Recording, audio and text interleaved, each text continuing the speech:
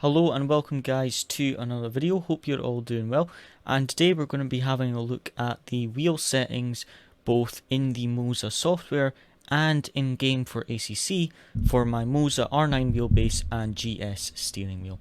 So let's jump straight into the video after the intro.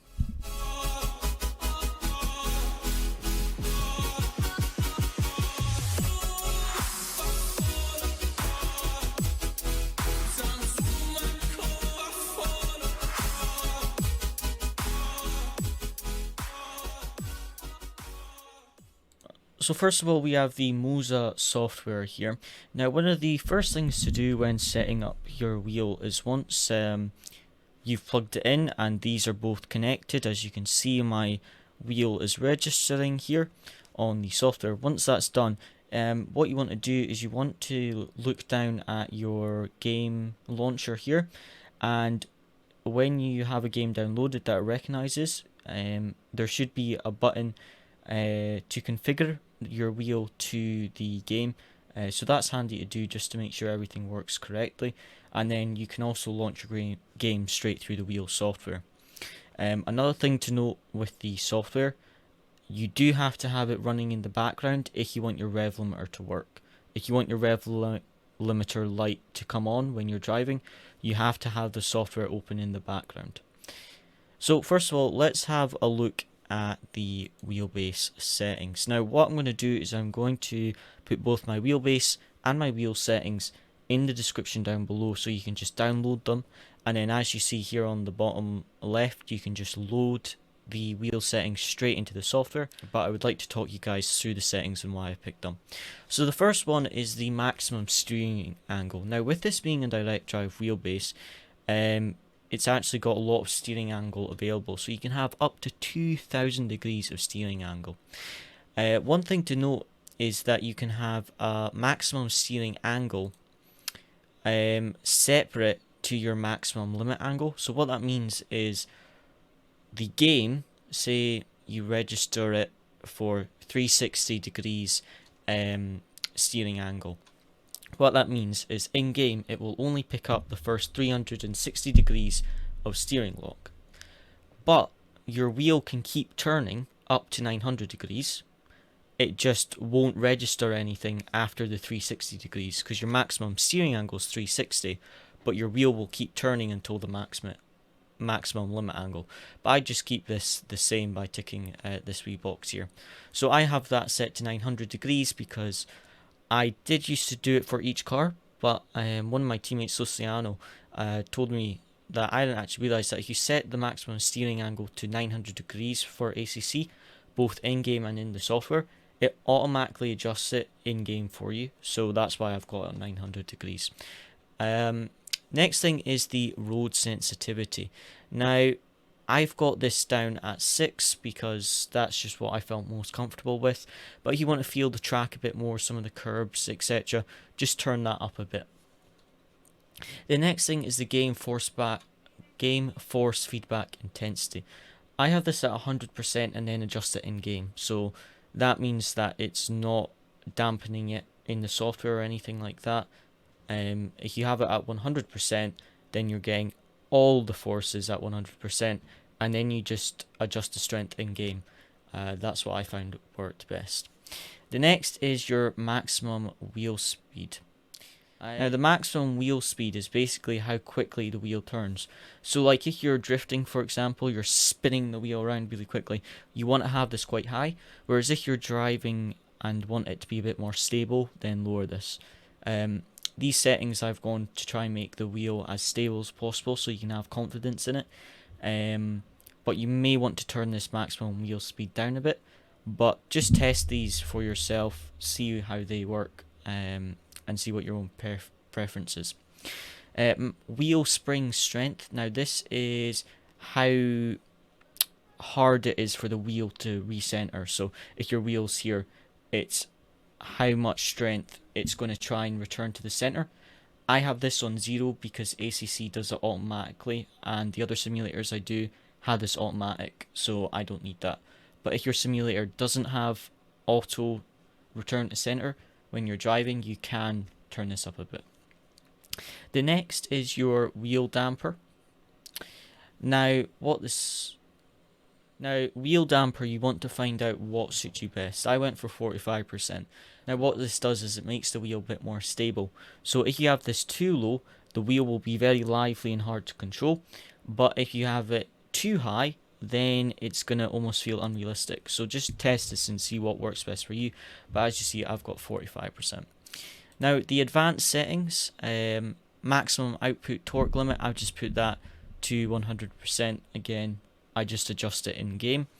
And the next thing is your hands-off protection. Now, this is, especially if you're running a high strength, something that you might want to have turned on, especially if you're just starting, or if you're giving someone else a shot who isn't comfortable, etc. Something handy to have turned on. I have it turned off just because what it does is if you're about to hit a wall or something and you're going to have a smack of force feedback, you often see some drivers hurt their wrists because the force feedback snaps really quickly. Now, turning this on actually protects it, so it detects when you just let go with your hands, and it stops the wheel going crazy, because sometimes you let go of the wheel, go to press something on your mouse, and then the wheel just starts going crazy because you hit the wall. Whereas with this, when you let your hands off the wheel, it just kind of stays stable and doesn't react. Now, the reason I turned this off was because I found if I made a mistake or something like that and let go or anything like that, then I had to almost reset it, and that obviously wasn't great, having to reset it. So I just turned it off and just make sure that I keep my hands well clear if I let go of the wheel.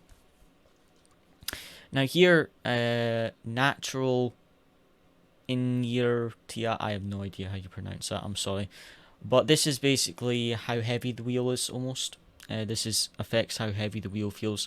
So I put this up to 300% because I found the wheel felt a lot more stable with this setting. But again, just test these out, see what works best for you. These are just what I like the wheel to feel like. The next is the wheel friction. And what this does for you is it keeps the weight at more of a constant force. So having it on a higher value is going to make it more stable for you. But then if it's too high, it's not quite going to feel realistic. Whereas if it's low, it's going to be a lot more lively but a bit harder to control. Now, this is speed dependent dampening and the start point of your speed dependent dampening. I had this on 0 because what I found was what it does was it made the wheel feel lighter the faster I was going. That's, I believe, the point of it. But I found that I didn't actually like it because the wheel would be really stable in one corner, and then I'd go around the fast corner and it'd feel a lot lighter. Some people will prefer this, maybe it feels a bit more realistic, but for me, I didn't actually like the feeling, so I put this to 0. But if you do turn this up, then you can also pick what speed you have to be doing before this starts.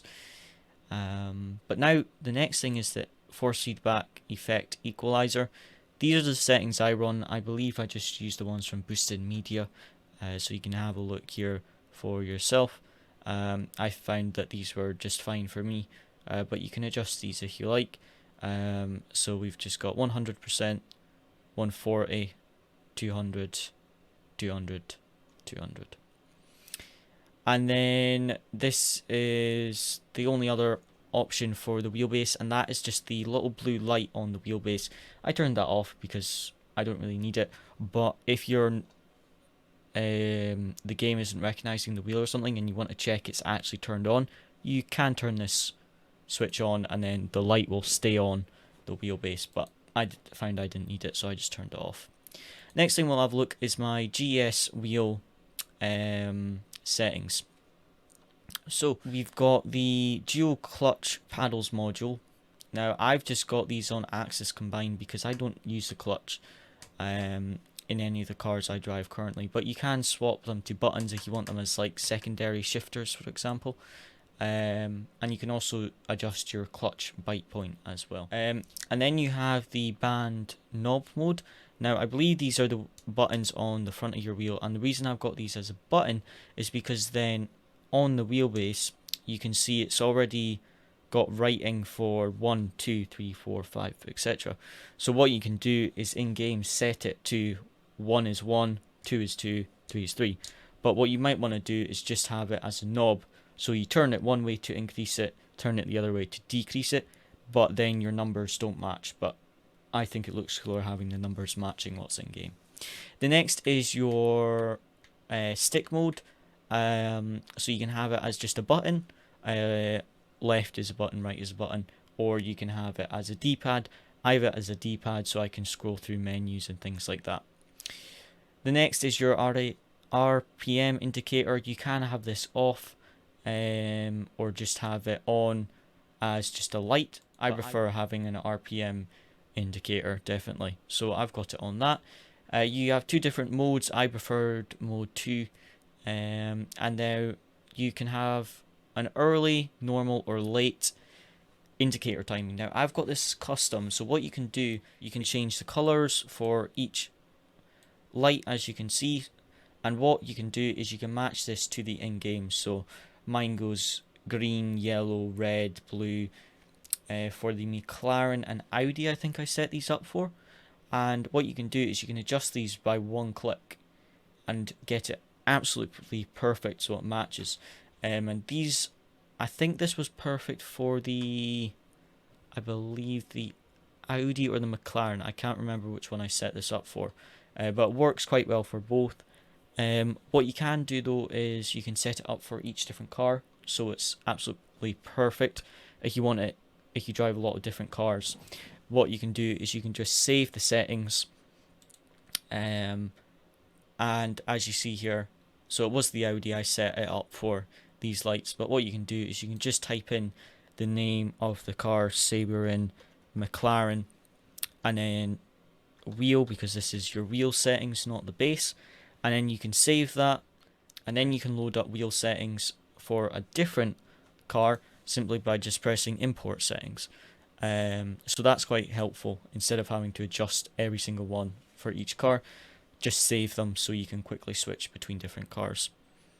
And then here as well, just on the left here, we can update the wheelbase and our wheel, and also the pedals and digital dash, which I don't have from Moza, but you can update your wheel and base. I do recommend trying to keep this updated at all times. I've missed this update when it's come out, obviously, but do try and keep that updated.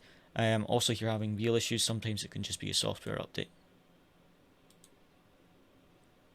And also we have some system settings, etc., and also a helpful support center, easily accessible from the app.